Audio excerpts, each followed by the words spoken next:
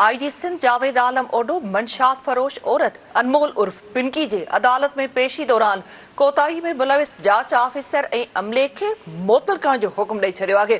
IG Sindh Javed Alam ओडो मंशात फरोश औरत खे हथ कड़ियूं हणण बिना अदालत में पेश करण जो नोटिस वठंदे कराची पुलिस चीफ खां वाक़े जी शुरूआती रिपोर्ट तलब करे वरिती।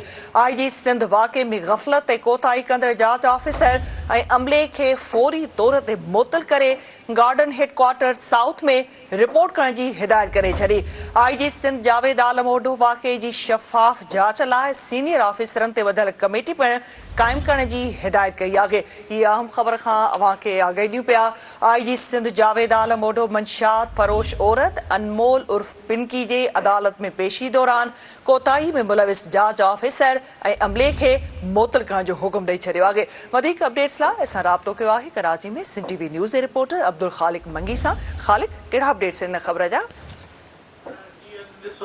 मंशात फरोश जे केस में मुलविस अनमोल पिंकी जेका आहे जॾहिं अदालत में पेश कई वई त उनखे हथकड़ी खयूं ऐं उहा जेका वीडियो आहे उहा वायरल थी, जंहिंखां पोइ कराची पुलिस चीफ हिन वाक़े जो नोटिस वरितो ऐं हिन वक़्तु आईजी सिंध जावेद आलम ओडो बि वाक़े जो नोटिस वरितो आहे ऐं कराची पुलिस चीफ खे वाक़े जी जेका मुकमल रिपोर्ट पेश करण जी हिदायत कई आहे। जॾहिं त वाक़े में गफ़लत ऐं कोताही में मुलविस जेके जांच ऑफिसर आहिनि उनखे फौरी तौर मुअत्तल करे जेका गार्डन हेडक्वार्टर ॾेखण रिपोर्ट पेश करण जी हिदायत कई आहे। जॾहिं त हिन समूरे वाक़े जी जेका साफ़ ऐं शफ़ाफ़ जेका इंक्वायरी आहे उहा बि कई वञे। जॾहिं त आईजी सिंध पारां इहो चयो आहे त सीनियर ऑफिसर में मुश्तमिल हिकु तहक़ीक़ाती टीम जेका आहे उहा जोड़ी वेंदी जेका हिन समूरे मामले जी जांच कंदी। जॾहिं त मां खे ॿुधायां त हीअ जेका औरत आहे अनमोल पिंकी इहा आइस ऐं ॿी जेका मंशात आहे उहा सप्लाई कंदी ऐं मुख़्तलिफ़ इलाइक़नि में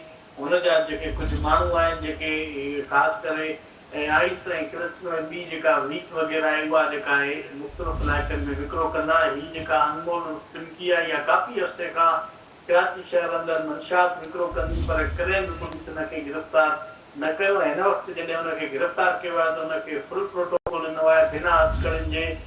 जेको आहे तव्हां हुनखे ॾिसी सघो था, जेके CCTV फुटेज साम्हूं आया आहिनि उन में लॻे ईअं पियो त अनमोल पिंकी जेका आहे कोर्ट में न पर मॉडलिंग करण लाइ जेको आहे अदालत में पेश थी आहे। पुलिस ऑफिसर हुनजे अॻियां असांखे बेवस नज़र अचनि पिया, छाकाणि त मंशात फरोश जेके आहिनि उन्हनि जो नेटवर्क तमामु घणो आहे ऐं हीअ बि औरत जेका आहे इहा कंहिंजी सपोर्ट ते शहर अंदरि मंशात विकिरो कंदी। हिन वक़्तु पुलिस हिमत त करे हुनखे गिरफ़्तार कयो आहे, केस दाख़िल कयो आहे, कोर्ट में बि पेश कयो आहे, पर कोर्ट में बि हुनखे फुल प्रोटोकॉल ॾिनो वियो बिना हथकड़ियुनि जे उनखे कोर्ट में पेश कयो आहे। हिन वक़्तु हिन वाक़े जी जांच लाइ आईजी टीम हिकु आला सतही जेका आहे कमेटी बि जोड़ी आहे। हुन खां अॻु में पुलिस चीफ हिन वाक़े जो नोटिस वरितो ॾिसे त हिन में गफ़लत कंदड़ पुलिस सरकारनि खे कहिड़ी सलाह अचे थी। ठीकु आहे ख़ालिक, अपडेट करण लाइ वॾी महिरबानी।